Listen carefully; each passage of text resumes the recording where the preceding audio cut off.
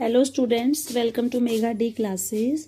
आज हम क्लास 11 का lesson number 6 anatomy of flowering plants के लास्ट के 2-3 टॉपिक्स डिस्कस करेंगे, जो कि है anatomy of dicotyledonous and monocotyledonous plants. इसके लिए मैं हैंड रिटन नोट्स को यूज़ कर रही हूँ। आपको इन नोट्स में जो चीज़ें लिखी हुई हैं उन्हीं को अच्छे से लर्न करना है। और डायग्राम्स, जैसे कि मैंने यहाँ पे पेज नंबर मेंशन कर दिया है, डायग्राम हम एनसीईआरटी बुक से करेंगे।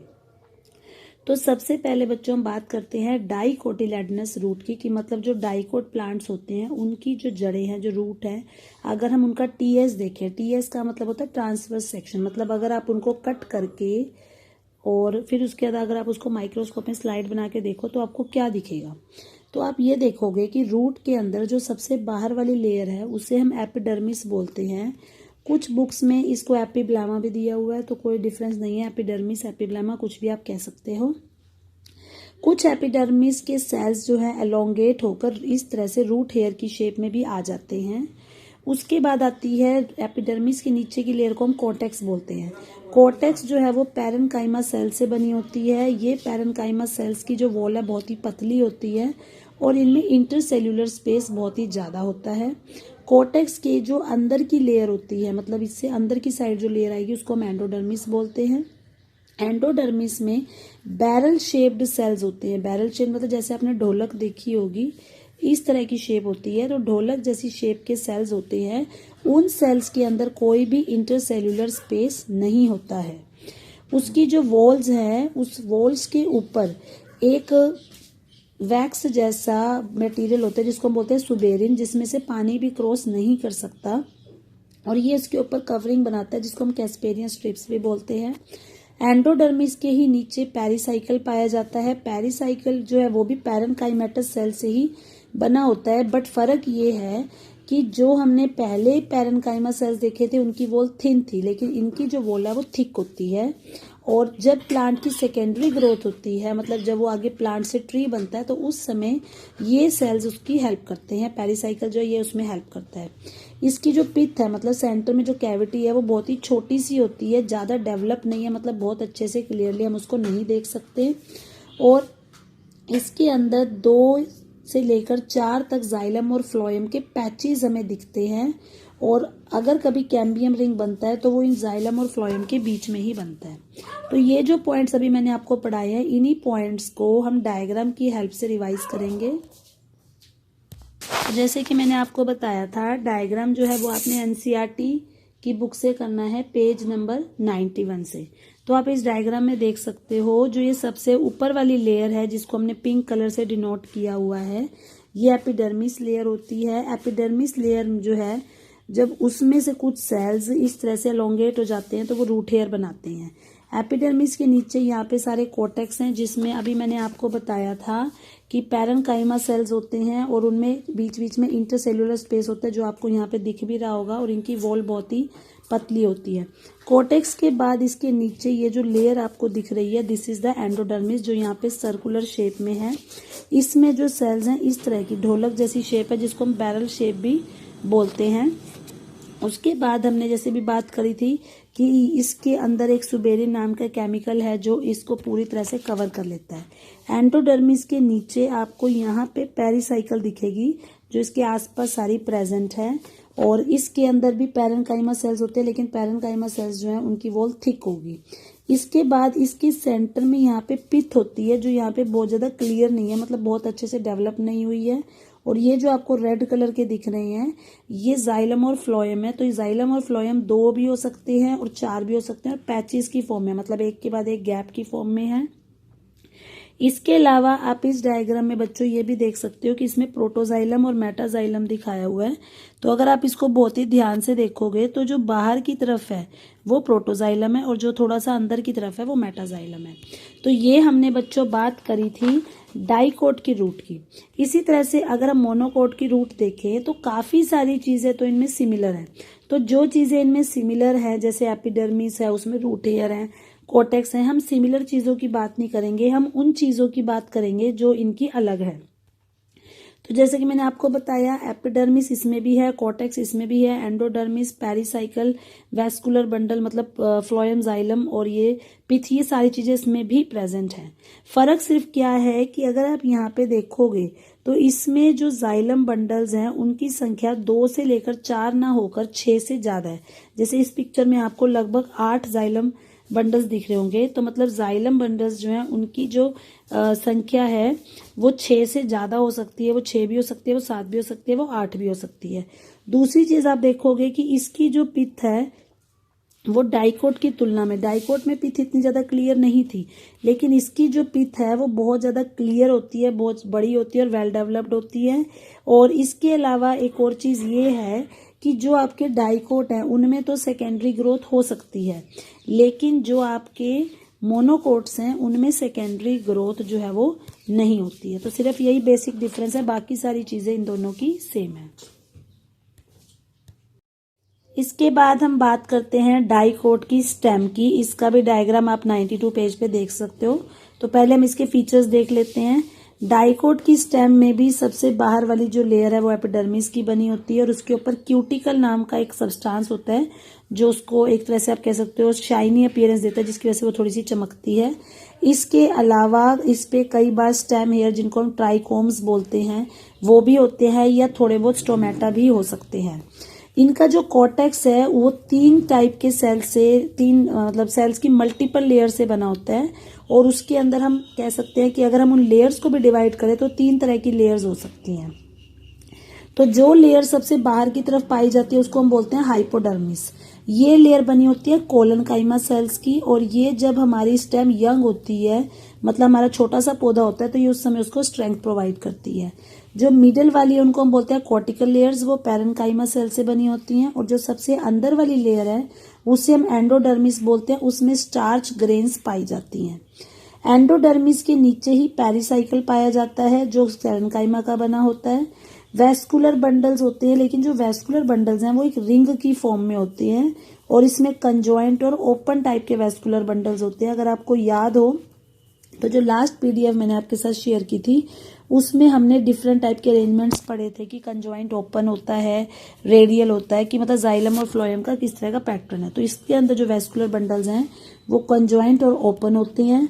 इसके अलावा वैस्कुलर बंडल्स के बीच में कुछ खाली जगह होती है जिन्हें हम बोलते हैं मेडुलरी रेस, और जो पिथ है इसमें वो काफी ज्यादा लार्ज होती है। अब अगेन इसके पॉइंट्स को भी थोड़ा और अच्छे से समझने के लिए हम डायग्राम को देखते हैं। तो जैसे आप इस डायग्राम में देख सकते हो, इसमें भी सबसे बाहर, जैसे मैंने भी आपको बताया था, एपिडर्मिस होती है, उसमें से एपिडर्मल हेयर्स निकल जाते हैं, ट्राइकोन्स वगैरह भी हो सकते हैं। इसके अलावा इस पे क्यूटिकल की कवरिंग होती है, जैसे कि यहाँ पे थोड़ी सी ग्रीन कलर की कवरिंग जो है वो दिखाई गई है। उसके बाद मैंने आपको बताया था कि कॉर्टेक्स है और कॉर्टेक्स में 3 तरह के सेल्स होंगे। जो सबसे बाहर वाला है उसको हम बोलते हैं हाइपोडर्मिस, जो कि आपका कोलनकाइमा का बना हुआ है और वो जो है इसको यंग स्टेम को स्ट्रेंथ प्रोवाइड करता है। उसके बाद कॉर्टिकल लेयर्स होती हैं जो आपकी पैरेन्काइमा की बनी होती है, जिसको हम ग्रीन कलर से दिखा रहे हैं। और उसके बाद एंडोडर्मिस है जो ये रेड वाला पोर्शन है, जो इसका इंटरनल पार्ट है। उसके बाद हमने बात की थी पेरिसाइकल की। इसी एंडोडर्मिस के नीचे जब हम जाएंगे तो यहाँ पे पेरिसाइकल प्रेजेंट होती है। वैस्कुलर बंडल्स होते हैं, मतलब फ्लोएम, जाइलम होगा। और क्योंकि ये कंजॉइंट ओपन है तो इनके बीच में कैम्बियम बनता है। जो ओपन वाले होते हैं उनमें आपके कैम्बियम की फॉर्मेशन होती है, जो क्लोज वाले होते हैं उनमें कैम्बियम की फॉर्मेशन नहीं होती। तो क्योंकि ये ओपन टाइप है तो इसलिए इसमें आपको जाइलम और फ्लोएम दोनों के बीच में कैम्बियम दिख जाएगा। उसके अलावा हम यहाँ पर ये भी देख सकते हैं कि मेडुलरी रेज है, मतलब 2 वैस्कुलर बंडल के बीच में खाली जगह दिखाई हुई है, यहाँ पे मेडुलरी रेज प्रेजेंट होती हैं। और इसके बीच में जो पिथ है, मतलब जो कैविटी है, वो बहुत ज्यादा बड़ी होती है। और एक चीज आप यहाँ पे ये भी नोटिस करोगे, हमने एंडार्क और एक्सार्क के बारे में पढ़ा था, तो इसमें जो है मेटाजाइलम पहले आता है और प्रोटोजाइलम बाद में आता है। तो जब मेटाजाइलम पहले आता है और प्रोटोजाइलम बाद में आता है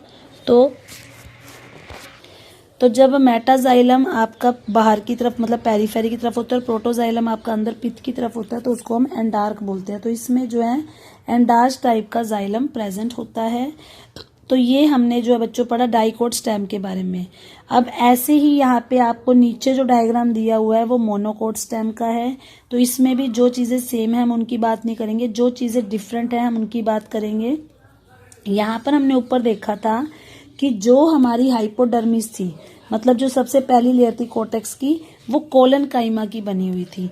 लेकिन जब हम बात करते हैं मोनोकोट की, तो इसकी जो हाइपोडर्मिस है वो स्क्लेरन काइमा सेल की बनी होती है। उसमें हमने देखा था कि वेस्कुलर बंडल्स जो हैं वो एक रिंग की शेप में थे। यहाँ पे रिंग की शेप में ना होकर वो बिखरे हुए हैं, मतलब कई कई जगह पे स्कैटर्ड हैं। वेस्कुलर बंडल के आसपास आपको ये ग्रीन कलर का जो दिख रहा है, इसको हम ग्राउंड टिश्यू बोलते हैं। और ये ग्राउंड टिश्यू जो है ये पैरेन्काइमा का बना होता है। इसमें जो वेस्कुलर बंडल है ये कंजॉइंट टाइप है लेकिन क्लोज है। तो क्लोज होने की वजह से आप ये कह सकते हो कि इनके बीच में जो कैम्बियम है वो नहीं बनता है। जो वेस्कुलर बंडल इनकी पेरीफेरी पे मौजूद है, यानी कि किनारों पे मौजूद है, उनका साइज सेंटर वाले वेस्कुलर बंडल से छोटा होगा। जैसे आप इस पिक्चर में देख सकते हो, जो वेस्कुलर बंडल किनारों पे दिखाए हैं उनका साइज छोटा है और जो वेस्कुलर बंडल बीच में दिखाए गए हैं उनका साइज बड़ा होता है। इसके अलावा वेस्कुलर बंडल के अंदर आपको छोटे छोटे सर्कल्स दिख रहे हैं। ये सर्कल्स क्या हैं? ये है वाटर कैविटीज, कि इनके वेस्कुलर बंडल के अंदर वाटर कैविटीज होती है, मतलब जिनमें पानी भर जाता है, स्वेलिंग आ जाती है। इसके बाद बच्चों आप पेज नंबर 94 पे देखोगे तो यहाँ पे ऊपर जो डायग्राम हमें दिखाया हुआ है वो है डाइकोट की लीफ का, और नीचे जो डायग्राम हमें दिखाया गया है वो है मोनोकोट की लीफ का। तो पहले हम डाइकोट की लीफ की बात करेंगे। तो बुक में अगर आप देखोगे तो डाइकोट लीफ के आगे एक शब्द लगा हुआ है डोर्सी वेंट्रल। तो डोर्सी वेंट्रल का मतलब क्या होता है? डोर्सी वेंट्रल का मतलब होता है जब किसी प्लांट की लीफ का आगे और पीछे वाली साइड में डिफरेंस हो, मतलब दोनों साइड को आप छूकर और देखकर बता सकते हो कि दोनों साइड्स अलग अलग है, तो उसे हम बोलते हैं डोर्सी वेंट्रल। लेकिन अगर कोई लीव्स आपको दोनों तरफ से एक जैसी लगती है तो उसको हम बोलते हैं आइसोबाइलेटरल। तो जो डाइकोट प्लांट्स होते हैं उनकी लीफ डोर्सी वेंट्रल होती है, मतलब दोनों साइड से अलग अलग होती है। तो पहले हम डाइकोट की लीफ की बात करते हैं। डाइकोट की लीफ का अगर आप लैमिना देखो, लैमिना मतलब जो ये प्लेन वाली साइड है, अगर आप इसको देखो तो आपको इसमें 3 पार्ट्स दिखते हैं। सबसे पहला पार्ट इसमें होता है एपिडर्मिस, उसके बाद इसमें होता है मीजोफिल, और तीसरा पार्ट जो है वो इसमें होता है वेस्कुलर बंडल। तो हम बारी बारी से सारे पॉइंट्स की बात करेंगे। सबसे पहले हम एपिडर्मिस की बात करते हैं। हमें पता है कि जो एपिडर्मिस है वो आउटर लेयर है, तो जो इसकी लीव्स हैं ये लीव्स के सरफेस को कवर करता है। अब लीव्स के भी 2 सरफेस होते हैं। अगर लीव का ऊपर वाला सरफेस है, अपर सरफेस है, तो उसे हम बोलेंगे एडएक्सियल एपिडर्मिस, और अगर वो लीव का नीचे वाला सरफेस है तो उसे हम बोलेंगे एबैक्सियल एपिडर्मिस। तो मतलब ये एपिडर्मिस ऊपर वाली लेयर को भी सराउंड करेगा, नीचे वाली लेयर को भी सराउंड करेगा। एपिडर्मिस के ऊपर ही जो आपको ग्रीन सी लेयर दिख रही है इसको हम बोलते हैं क्यूटिकल। जैसे कि मैंने अभी आपको पहले भी बताया था, ये एक चिकना सा शाइनी अपीयरेंस वाला पदार्थ होता है जो पत्तों या स्टेम के ऊपर मौजूद होता है, ताकि उसके अंदर ड्राइनेस ना आए, मतलब उसको मॉइस्चर को बनाए रखता है। और दूसरी चीज आप यहाँ देखोगे कि जो एडएक्सियल एपिडर्मिस है उसके ऊपर कोई स्टोमेटा नहीं है, मतलब हो सकता है स्टोमेटा या तो बिल्कुल ही ना हो, अगर हो गए भी तो 2 या 3 होंगे। लेकिन जो नीचे वाला एपिडर्मिस है, एबैक्सियल एपिडर्मिस है, उसमें आपको स्टोमेटा दिखेंगे। तो उसमें स्टोमेटा ज्यादा होते हैं, एडएक्सियल एपिडर्मिस में या तो स्टोमेटा होते ही नहीं या बहुत कम होते हैं। इन दोनों एपिडर्मिस के बीच में आपको मीजोफिल दिखेगा। मीजोफिल क्या है? मीजोफिल एक ऐसे सेल्स होते हैं जिनमें क्लोरोप्लास्ट होता है, जिसकी वजह से ये फोटोसिंथेसिस में हेल्प करता है, और ये मीजोफिल जो है ये पैरेन्काइमा सेल्स के मिलके बने होते हैं। अब इन मीजोफिल को भी हमने 2 कैटेगरीज में डिवाइड कर दिया। एक होते हैं पैलिसेड मीजोफिल और एक होते हैं स्पॉन्जी मीजोफिल। इन दोनों में क्या डिफरेंस है? जो पैलिसेड मीजोफिल है वो बाहर की तरफ यानी कि एडएक्सियल एपिडर्मिस की तरफ पाए जाते हैं, और जो स्पॉन्जी मीजोफिल है वो नीचे वाले एपिडर्मिस यानी कि एबैक्सियल एपिडर्मिस की तरफ होते हैं। पैलिसेड मीजोफिल की अगर आप सेल्स की शेप देखोगे तो वो लंबी होती है, मतलब एलोंगेटेड होती है, और एक दूसरे के बिल्कुल पैरेलल होते हैं, और इनमें स्पेस बहुत ही कम होता है।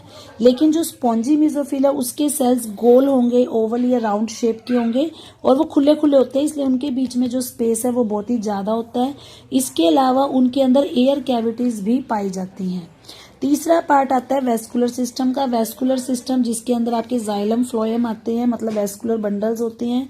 ये जनरली जैसे आपका कोई भी पत्ता है उसका जो मिडरिब है और जो उसकी वेन्स है उनके अंदर पाया जाता है, और जो वेस्कुलर बंडल होते हैं जैसे ये जाइलम और फ्लोएम है, इसके आसपास एक लेयर होती है सर्कुलर सी जिसको हम बोलते हैं बंडल शीट। तो ये बंडल शीट सेल्स जो है वेस्कुलर बंडल को कवर करके रखते हैं।